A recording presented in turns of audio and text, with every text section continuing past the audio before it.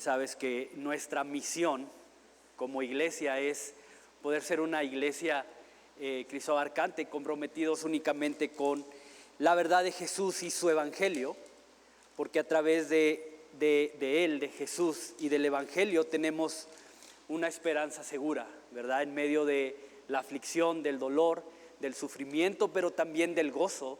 Jesús es nuestra ancla, como dice el autor de Hebreos, es nuestra ancla firme, por eso nuestro compromiso es únicamente con Jesús.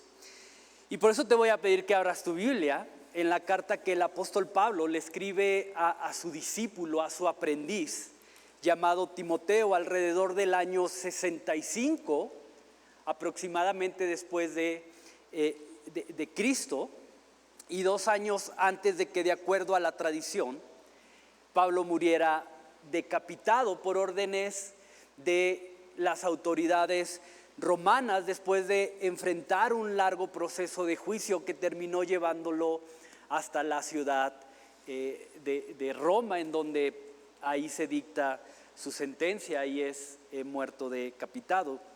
Y sabes, el hecho de que Pablo escriba esta carta nos habla de ese corazón tierno que Pablo tenía después de ser un perseguidor de la iglesia, después de, como él mismo da testimonio, de firmar sentencia de muerte.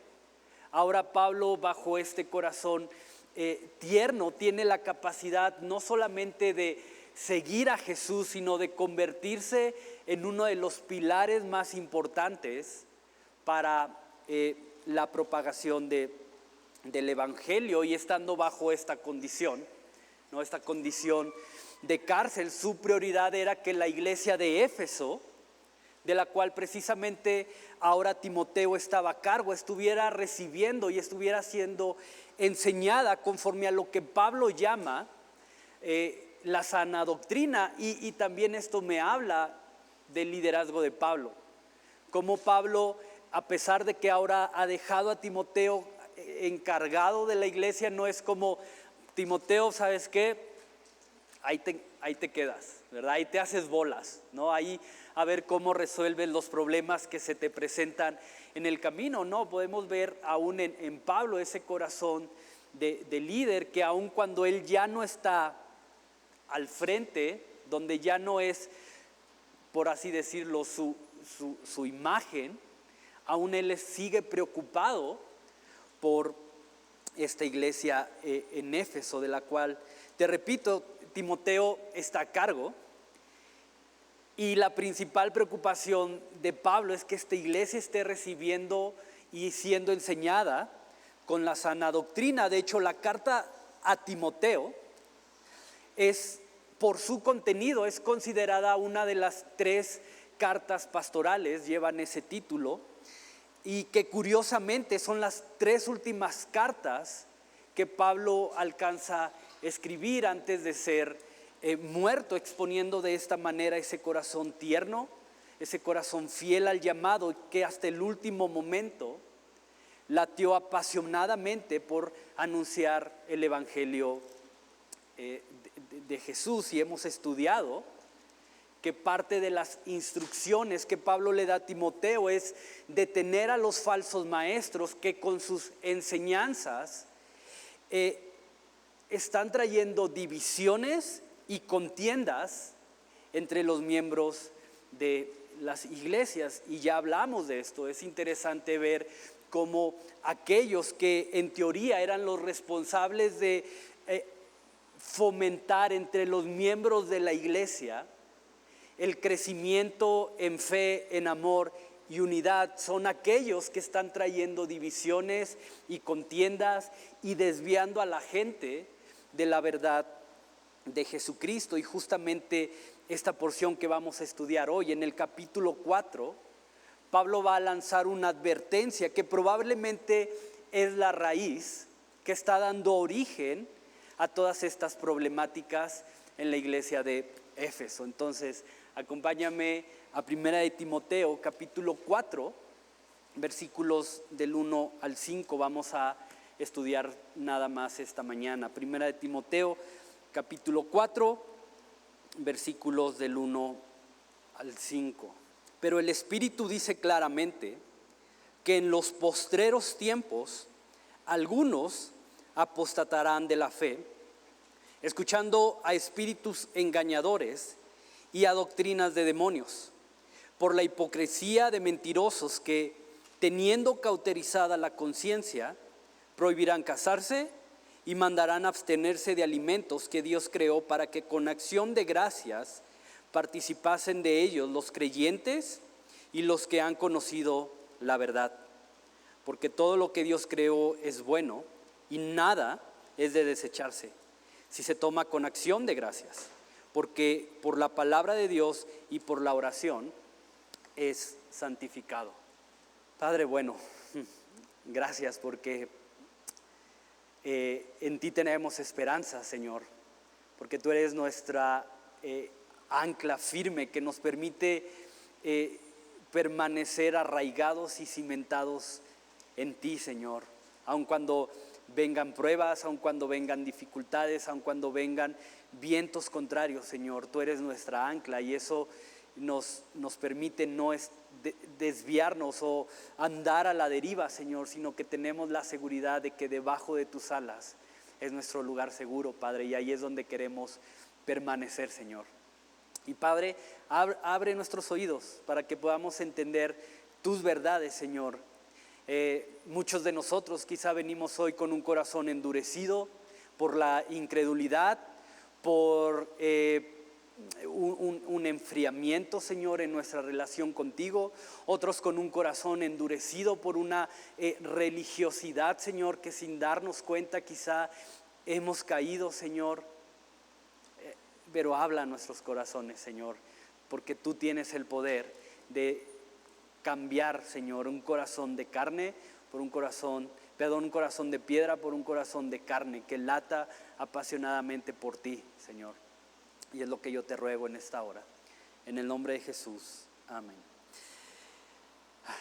Dice Pablo, pero el Espíritu dice claramente que en los postreros tiempos algunos apostatarán de la fe. El Espíritu dice claramente. Y si puedes, marca en tu Biblia ese dice claramente. ¿Por qué? Porque esto nos habla que el Espíritu Santo no es simplemente una fuerza, no es simplemente una energía como algunas doctrinas o sectas han llegado a encajonar o encasillar lo que es el Espíritu Santo, que es una fuerza, que es una energía. No, la Biblia nos enseña que el Espíritu Santo es la tercera persona de la Trinidad. Es Dios Padre, es Dios Hijo y Dios es Espíritu Santo. Y ese es otro tema para otra prédica. Pero el Espíritu Santo vemos que tiene autoridad, vemos que el Espíritu Santo habla, que es activo, que el Espíritu Santo tiene autoridad y bajo esa autoridad revela y dirige las cosas bajo la voluntad del Padre. Y podemos partir de esto, porque sabes, muchos de los problemas, repito, muchos de los problemas que quizás hoy tenemos o por los cuales hemos pasado son el resultado de ser guiados no por la voz del Espíritu, sino son el resultado de ser guiados por nuestras propias emociones, por nuestros propios deseos, por nuestras propias pasiones, por nuestros propios impulsos y no por la voz y la autoridad del Espíritu Santo. Y te repito, y no lo sé, pero ¿cuántos de los problemas que hoy actualmente estás viviendo se hubieran podido evitar si tu oído hubiera estado atento a lo que el Espíritu Santo estaba diciéndote? No lo sé. Probablemente el 99.999% de esos problemas hubieran sido evitados.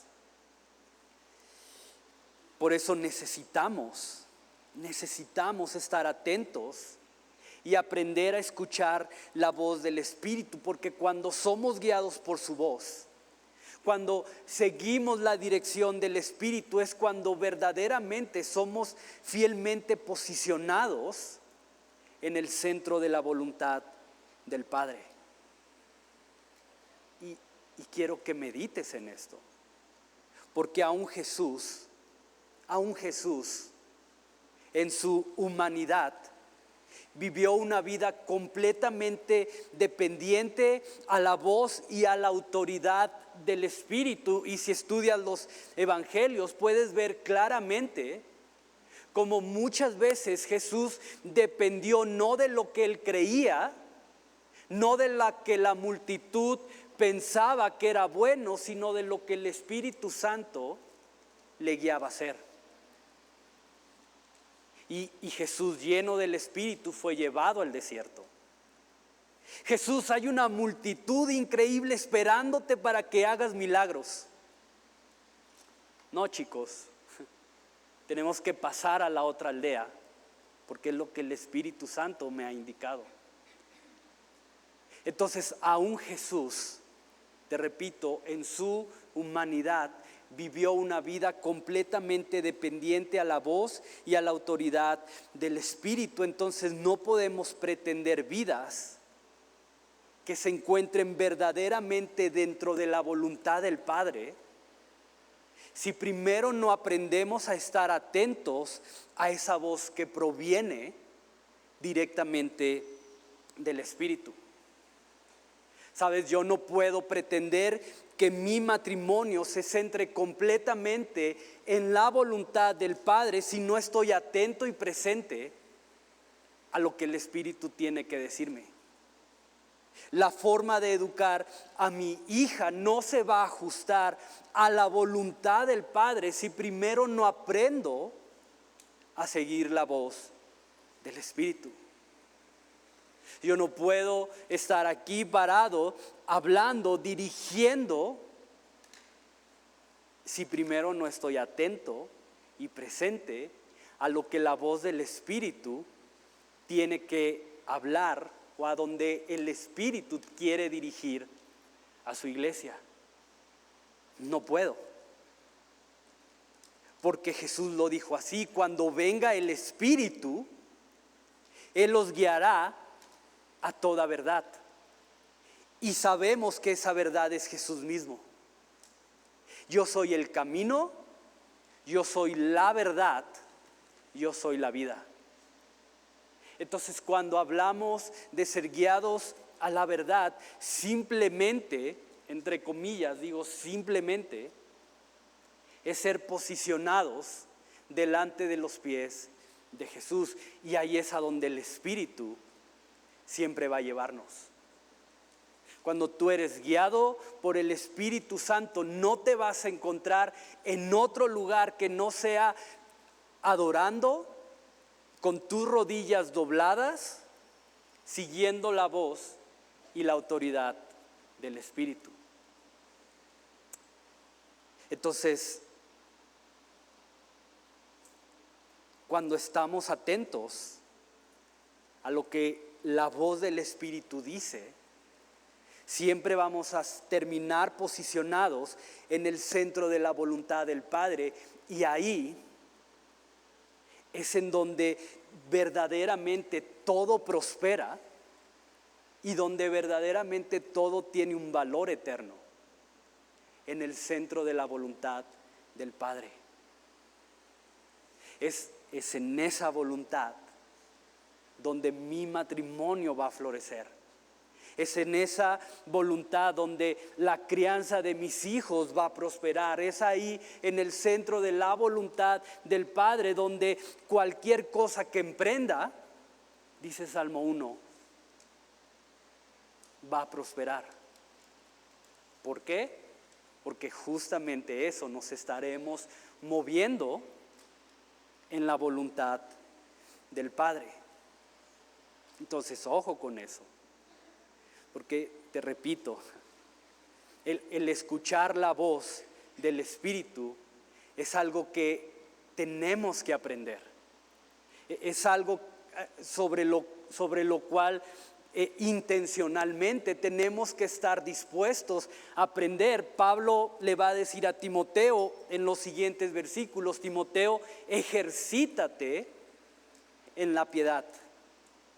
Y es eso, es intencionalmente disponer de mi tiempo, de mi energía, de mi esfuerzo, de mis hábitos, para poder aprender a escuchar la voz del Espíritu. Ahora, me encanta que Pablo agrega claramente, no nada más dice el Espíritu dice, sino que agrega intencionalmente claramente. Y creo que no tenemos que ir a la raíz de lo que significa claramente para entender que se refiere a algo que no deja dudas, algo que está completamente abierto o sin nada oculto. Entonces, el Espíritu dice y habla, y cuando habla no deja dudas, cuando habla deja las cosas totalmente abiertas y nada oculto. Ahora quiero que vean lo interesante de esto, porque el Espíritu no deja dudas al declarar que en los postreros tiempos algunos van a apostatar de la fe. Ahora, ¿a qué se refiere Pablo con estos postreros tiempos? Y no se refiere a un tiempo de postres, ¿verdad? Postreros tiempos, no. Mal chiste.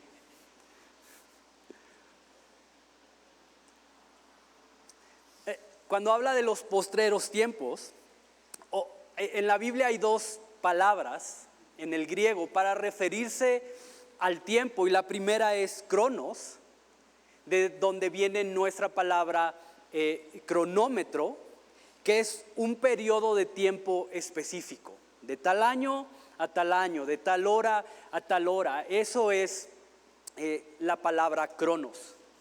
Pero hay otra palabra que es la palabra kairos, y si eres de los 90s, sabes que hay un grupo llamado Kairos, ¿verdad? Y te sabes una que otra canción de ellos, ¿sí? ¿No? Ya revelé mi edad y mis gustos musicales noventeros. Pero había un grupo llamado Kairos, y esta palabra Kairos habla de una era o de un tiempo indefinido. Es decir, no hay un periodo de tiempo realmente establecido, sino que lo deja abierto, ¿verdad? Llévanos al campo, sí, al rato. Pero ¿cuándo es al rato? Al rato, ¿no? Eso es kairos, ¿verdad? No te especifico el tiempo, no te especifico la hora, no te especifico cuánto tiempo te voy a llevar, al rato, ¿no? Y aquí Pablo usa la palabra kairos. Entonces, los postreros tiempos no nos hablan de los últimos tiempos como se ha llegado a interpretar, ¿no? Que en los últimos tiempos, antes de que venga Jesús, va a empezar esta apostasía por todos los lugares. No es lo que Pablo está diciendo, sino que está diciendo que es un tiempo indefinido. Es decir, que desde ese tiempo, ¿no? Desde el tiempo en que Pablo está escribiendo eso, hasta que regrese Jesús, que ¿cuándo va a regresar Jesús? ¿Quién sabe? Nadie sabe ni la hora ni el día en que eso va a ocurrir. Entonces, desde que Pablo está escribiendo eso hasta que Jesús regrese, va a haber un periodo, va a haber un kairos en el que la gente, en el que algunos van a apostatar de la fe. ¿Tiene sentido esto? Ahora, espero que lo recuerdes, pero Pablo ya había hablado un poco acerca de esto cuando habló de Himeneo y Alejandro, dos hombres de los cuales, dice Pablo, naufragaron en cuanto a la fe. Y vimos que la palabra apostatar viene también del griego apistemi, que nos da la idea de alguien que voluntariamente decide abandonar, que voluntariamente decide alejarse o renunciar a algo, en este caso renunciar a la fe. Alguien que voluntariamente, como dice Pablo, habiendo conocido, dice, no, ya no quiero esto, me alejo de esto. Esto que aprendí, esto que en algún momento llegué a creer, renuncio, ¿verdad? Entonces quiero que veas lo profundo de esto. Porque a pesar de haber creído, a pesar de que en determinado tiempo, cronos, aparentemente decidieron poner su confianza en Jesús, de seguirle, de escuchar sus enseñanzas, a pesar de eso, dice Pablo, dice el Espíritu a través de Pablo, habrá quienes voluntariamente decidan ya no creer y dejar de confiar en Jesús.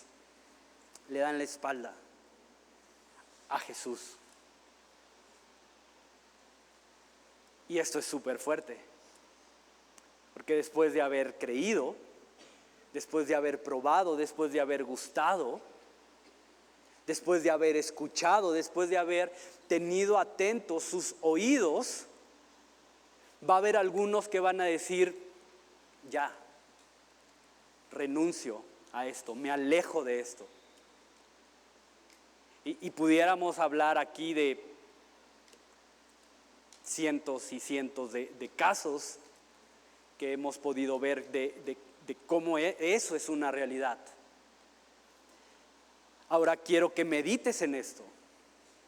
Y esto es sumamente importante. Quiero que medites en esto porque el abandonar la fe, la apostasía, no es algo que pasa de la noche a la mañana. No es algo que simplemente un día te levantes y digas, ay, hoy el día está nublado, como que ya no decido no creer hoy en Jesús. No pasa eso. Tú no te levantas un día dejando de creer en Jesús, sino que el abandonar la fe es el fruto de una temporada de descuidar tu relación con Dios. De ahí viene la apostasía, porque dice, después de haber creído, deciden abandonar la fe.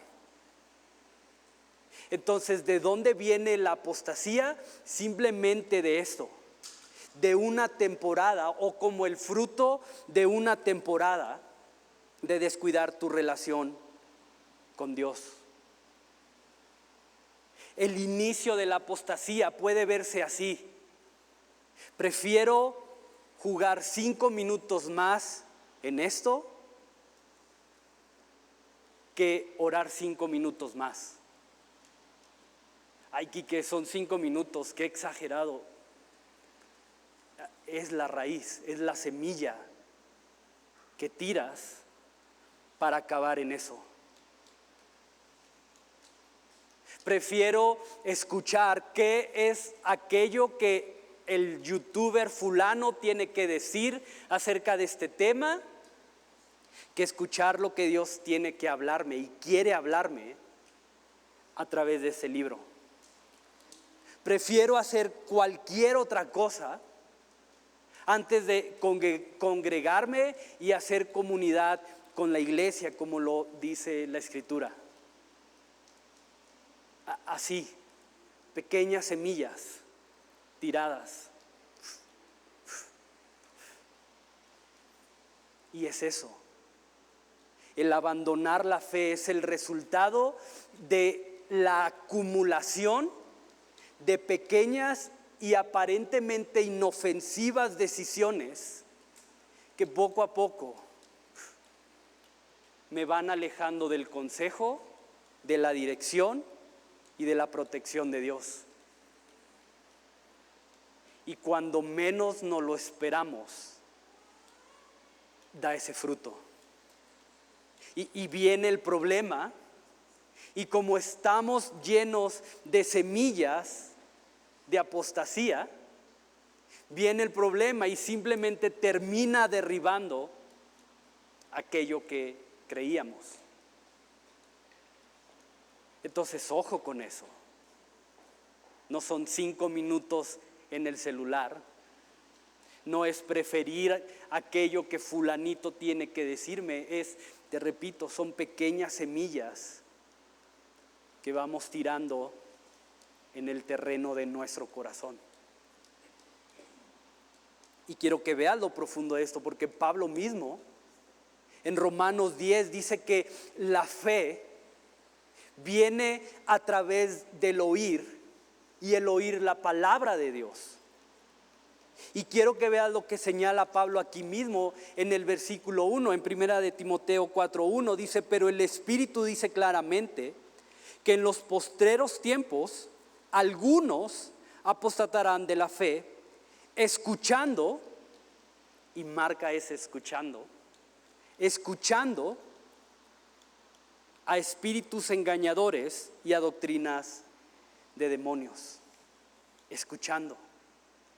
Por un lado, dice Pablo, la fe viene por el oír la palabra de Dios, y por otro lado, dice Pablo, la apostasía viene cuando escuchamos a espíritus engañadores y doctrinas de demonios. Escuchando. Ojo, chécate que no dice siguiendo a estos espíritus engañadores, no dice rindiéndole culto a estos demonios que vienen con sus enseñanzas, no dice cambiando de religión, dice ¿cómo? Escuchando, prestando tus oídos a cosas que no son la palabra de Dios, prestando tus oídos a aquellas voces que son contrarias a la voz del Espíritu. ¿Sabes? Tu fe se alimenta. Escucha esto, si te vas a llevar algo, por lo menos que sea eso. Pero tu fe se alimenta de lo que intencionalmente le permites a tus oídos escuchar. Ahí está. Tu fe se alimenta de lo que intencionalmente le permites a tus oídos escuchar. ¿No te ha pasado que de repente alguien viene contigo con un chisme o comienza a hablarte mal de alguien con quien tú no tienes no una relación, pero a lo mejor no tienes ningún problema, pero empieza a hablarte y a decirte: y mira esto otro, mira me dijo, mira me hizo, y de repente ya comienzas a generar rencor en contra de esa persona, aun cuando no te hizo nada, aun cuando el pleito no es contigo, pero lo que oíste alimentó tu fe, te influenció a creer en determinadas cosas acerca de esa persona. Y es lo mismo acá, porque tu fe se alimenta de lo que intencionalmente le permites a tu oído escuchar. Entonces nunca nos vamos a encontrar más propensos a abandonar la fe como cuando voluntariamente empezamos a alejar nuestro oído del consejo de Dios. Nunca. Entonces, ojo con eso. Y mira lo que el autor de Hebreos habló sobre esto mismo. Vamos a Hebreos capítulo 10, versículos 35 al 39, por favor. No perdáis, pues, vuestra confianza, que tiene gran galardón, que tiene gran recompensa, que tiene gran premio. Y la siguiente semana vamos a ver cómo Pablo básicamente nos habla la misma idea, cómo el ejercitarnos para la piedad tiene también una recompensa. Entonces se están entretejiendo los hilos aquí. No perdáis pues vuestra confianza, que tiene gran galardón, porque os es necesario la paciencia, para que, habiendo hecha la voluntad de Dios, obtengáis la promesa. Porque aún un poquito, y el que ha de venir vendrá y no tardará, refiriéndose obviamente a Jesús. Mas el justo vivirá por fe. Y si retrocediere, no agradará a mi alma. Pero nosotros no somos de los que retroceden para perdición, sino de los que tienen fe para preservación del alma. De los que tienen fe para preservación del alma. Y tienes que saber esto, porque o escuchas el consejo de Dios y lo sigues, o escuchas y eres dirigido por el Espíritu, por el consejo, de espíritus engañosos, y no hay más. O eres guiado por la voz del Espíritu, o eres guiado por espíritus engañosos. No hay una tercera opción. No hay catafixia como en Chabelo, ¿verdad? Son esas dos opciones. Y déjame aclarar esto, porque esto de espíritu engañador y doctrina de demonios no quiere decir que va a venir un espíritu o un demonio te va a aparecer aquí en tu hombro, ¿verdad? Para tratar de convencerte de que hagas lo malo, como nos lo muestran en las películas. No, más bien se refiere a cualquier cosa, por más aparentemente buena, que se oponga o que contradiga lo que Dios ha dicho a través de la revelación de su palabra. Es eso. Doctrina de demonios, espíritus engañadores, es cualquier cosa que me va a posicionar en dirección opuesta a lo que Dios ha dicho y a lo que Dios ha revelado a través de esto. Y quiero que medites en esto, porque aún tu propio corazón, cuando es dirigido, cuando es guiado por tus propios impulsos, cuando es guiado por tus propios deseos, por tus pasiones, aún tu propio corazón puedes considerarlo dentro de este grupo, dentro del grupo de engañadores, porque la Biblia es clara y dice que el corazón alejado de Dios es engañoso. Es engañoso cuando seguimos los impulsos, los deseos de nuestro corazón. Estamos siendo engañados. Y podemos ver este mismo espíritu actuando desde Génesis 3, cuando el hombre, pudiendo escuchar la voz de Dios, decidió escuchar y hacer caso a la voz astuta y engañadora de la serpiente, trayendo para sí mismo perdición y muerte.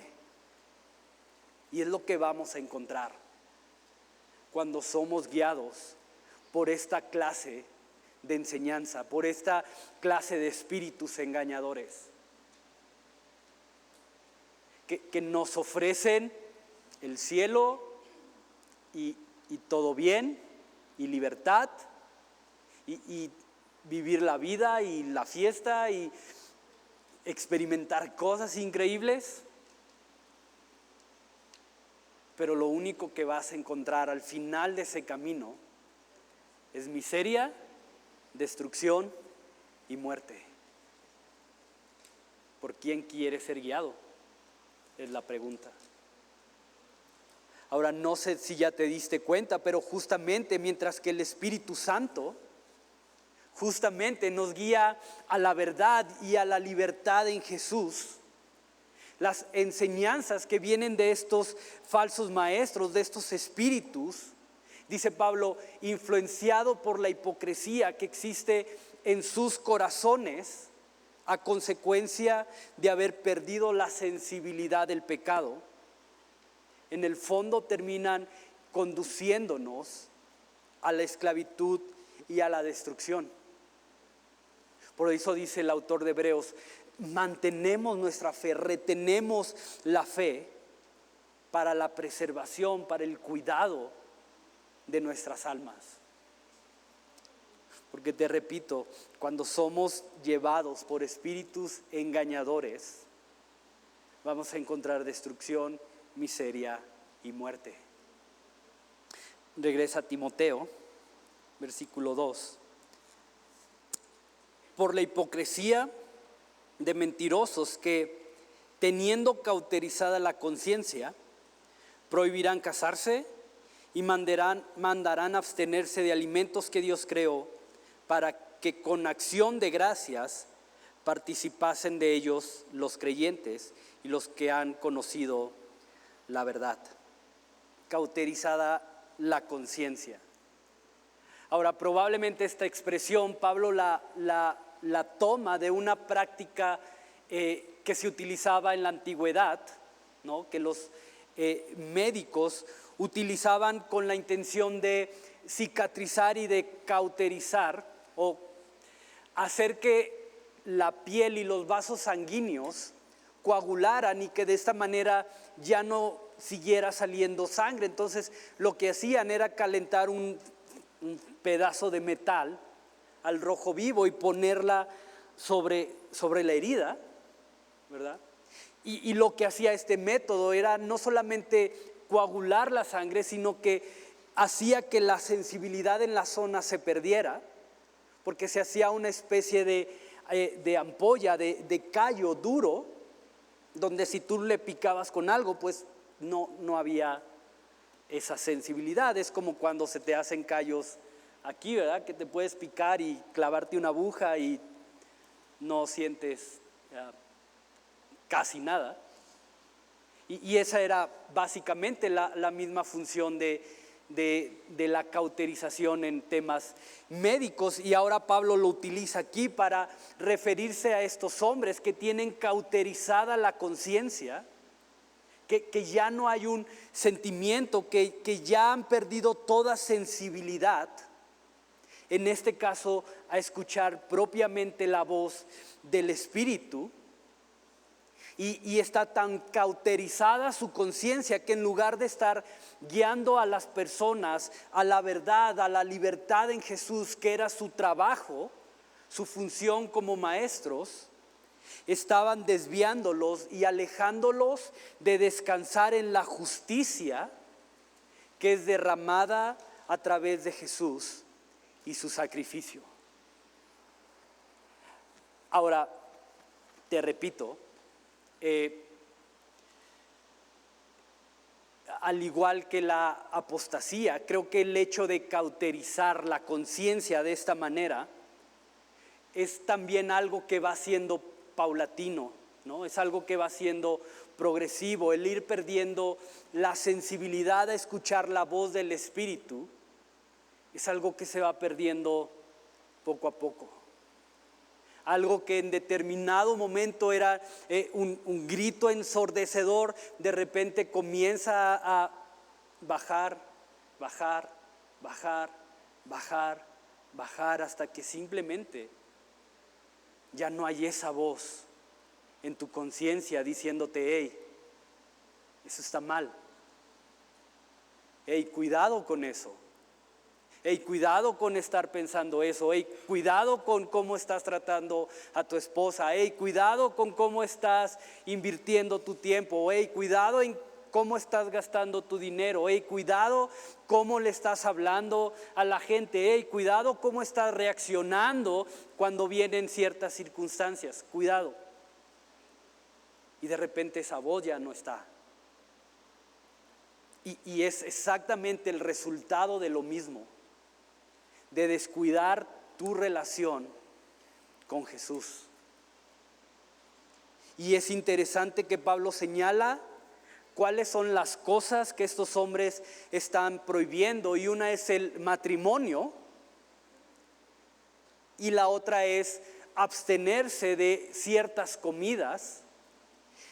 Ahora, hay elementos que pudiéramos considerar para poder determinar por qué se están enseñando estas cosas. Y es que durante el tiempo de Pablo, tal vez un poquito antes, surgió y tomó mucha fuerza un movimiento filosófico con muchas raíces o con muchas ramas, entre ellas una llamada el ascetismo, que básicamente postulaba que el espíritu o el interior del hombre se purificaba a través de la negación de los placeres materiales y de la abstinencia. Es decir, lo material era malo, lo espiritual era bueno. Entonces, si tú querías un Espíritu Santo, un espíritu purificado, abstente lo más que puedas de cosas materiales. Y te repito, hay un montón de ramas de esta filosofía. Y estos hombres creían y enseñaban que entre mayor era la abstinencia de los alimentos y entre mayor era, entre más te abstenías de los privilegios, de los derechos del matrimonio, mayor santidad se alcanzaba y la transformación espiritual también era mayor. El problema con esto, y es lo que Pablo quiere atacar aquí, es que cuando comenzamos a creer, y pon atención a esto para que lo que viene tenga sentido, pero cuando comenzamos a creer que por hacer o no hacer determinadas cosas somos más espirituales y nuestra posición delante de Dios es mejor, automáticamente comenzamos a dejar de depender del sacrificio de Jesús y comenzamos a depender de lo que cada uno puede hacer. Es decir, ya no basta el sacrificio de Jesús para poder presentarme delante de Él justificado. Ya no basta lo que Jesús hizo en la cruz para presentarme delante de Dios como inocente, como puro, sino que ahora tengo que agregarle otros elementos, complementarlo para que entonces sea efectivo. Y esa era la enseñanza. Si tú dejas de comer, si tú te privas de ciertos placeres, eres más espiritual y más cerca de la perfección vas a estar que aquel que no vive en abstinencia de esas cosas. Por lo tanto, Dios te va a ver con mayor agrado. El favor de Dios va a estar mejor posicionado sobre ti, que te abstienes de estas cosas, que de aquel que vive en matrimonio y vive comiendo lo que se le antoja comer. Y obviamente, y este es el problema, porque esto contradice a lo que Dios declaró tanto para el matrimonio, al decir que no era bueno que el hombre estuviera solo, y también contradiciendo lo que Dios dijo acerca de los alimentos, porque como Pablo mismo lo mencionó aquí, dice: todo lo creado por Dios es bueno y nada es digno de desecharse cuando se toman con acción de gracias. Y por eso, aunque oramos en el transcurso del día, oramos antes de comer, ¿verdad? Porque queremos dar gracias. Porque imagínate en nuestro contexto de casa hogar y aún en familia promedio. Imagínate que solo pudiéramos comer determinados alimentos. No podemos comer cerdo. Todo lo que tuviéramos que comer tendría que ser kosher. No comemos, porque en el contexto de casa hogar no todo lo que llega es kosher. ¿Y qué vamos a hacer si no se pudiera comer todo lo que nos llega? A veces hasta lo no comible lo volvemos comible, ¿verdad? No tanto así, pero casi. Entonces por eso damos gracias a Dios. No creas que es una necedad de nuestra parte orar antes de comer los alimentos. Es: Dios, gracias porque tu sacrificio hace esto posible. Gracias porque si hay frijoles, comemos frijoles. Si hay arroz, comemos arroz. Si hay huevo, comemos huevo. Si hay, ¿qué les encanta? Calabazas, comemos calabazas, Dios. Gracias.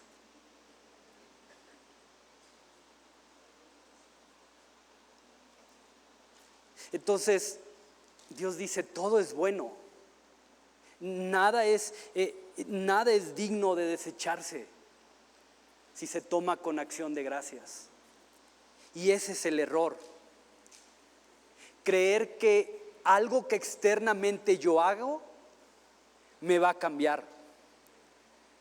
Creer que se trata de mi fuerza de voluntad, creer que mi capacidad de abstenerme de ciertas cosas es la respuesta para cambiar. ¿Sabes? El único que tiene el poder de verdaderamente poder producir un cambio en nuestro interior es Jesús. Jesús lo cambia todo. Entonces no se trata de lo que puedo hacer o no. Se trata de reconocer que necesito un Salvador. Y ese Salvador es Jesús. Y por eso esta idea es tan peligrosa, porque cuando a Jesús le agrego otros elementos para tratar de complementarlo, lo único que termino haciendo es reafirmando una falsa autosuficiencia. Y ahí está el engaño. ¿Te das cuenta? Ahí está el engaño. Creer en mi autocapacidad de cambiar y establecer ciertas posiciones delante de Dios, por lo que yo puedo hacer, por mi capacidad, por mis méritos. Y mira lo que dice Colosenses 2:20. Ve para allá.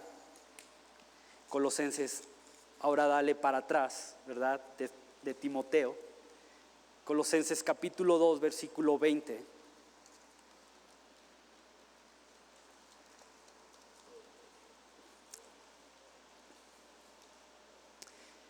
Dice: pues si habéis muerto con Cristo, y marca ese con Cristo, es la clave de todo, en cuanto a los rudimentos del mundo, ¿por qué?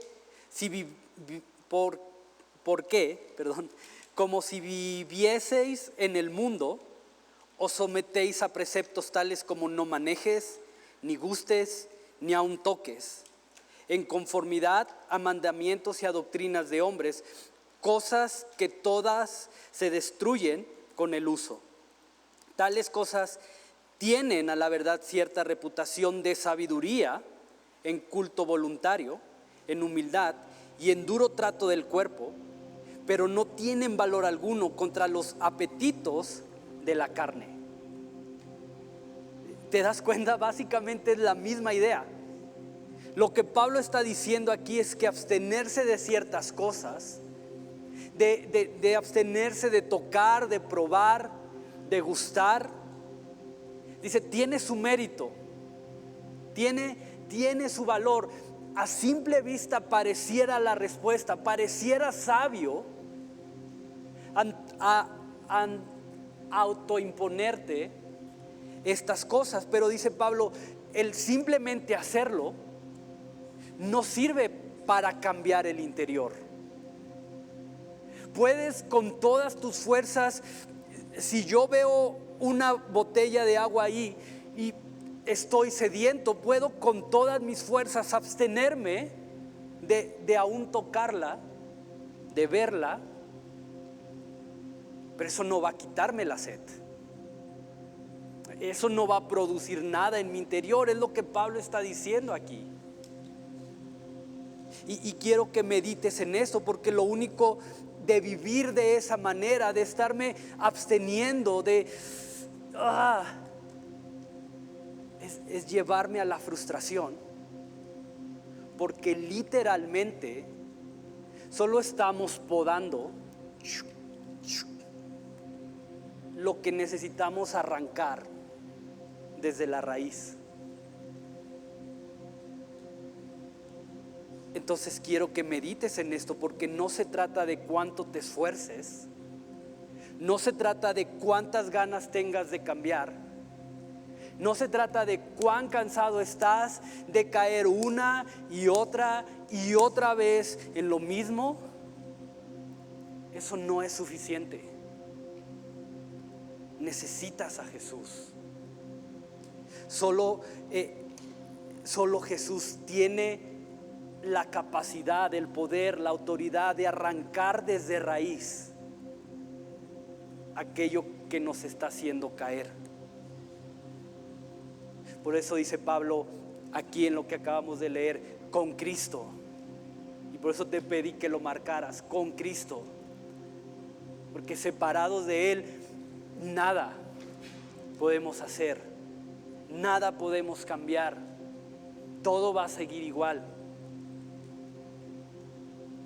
Por eso nuestro compromiso es con Jesús, por eso nuestro compromiso es con su evangelio, porque solamente Jesús y su evangelio, te repito, tienen el poder de arrancar desde la raíz aquello que no está bien en nuestro corazón. Solo Jesús tiene el poder de darnos un corazón renovado y que haga conforme a su voluntad. Y cuando rendimos nuestra vida a Jesús y estamos atentos a lo que el Espíritu tiene que decirnos, es cuando verdaderamente vamos a tener victoria sobre aquellas cosas que el día de hoy nos tienen atados y que no nos permiten caminar en esa libertad que Jesús vino a darnos. Entonces no se trata de lo que externamente yo puedo dejar, se trata de rendir completamente tu corazón a la autoridad, a la dirección y a la protección de Jesús, siendo fortalecidos por Él en el interior. Y quiero terminar leyéndote este pasaje en Efesios capítulo 3, por mientras pasan los muchachos de la alabanza. Y esta es mi oración para mí primeramente, como dijera Pablo, de los pecadores el primero, pero también para cada uno de nosotros como iglesia. Efesios capítulo 3, versículos 14 al 16. Por esta causa, dice Pablo, doblo mis rodillas ante el Padre de nuestro Señor Jesucristo, de quien toma nombre toda familia en los cielos y en la tierra, para que os dé, conforme a las riquezas de su gloria, el ser fortalecidos con poder en el hombre interior por su Espíritu. Entonces no es lo que dejo de hacer, no es de lo que me abstengo lo que me va a cambiar, es el Espíritu de Dios fortaleciendo mi interior, en donde puedo descansar y donde verdaderamente está esa libertad. Entonces probablemente hoy vienes así, probablemente hoy vengas luchando, esforzándote por quiero cambiar, quiero ser diferente, ya no quiero estar metido en esto, ya quiero dejar esto que yo sé que no está bien. Y probablemente tengas años, meses, días, semanas, horas luchando con eso. Pero hoy Jesús nos da la respuesta. Y es Él mismo, esa respuesta.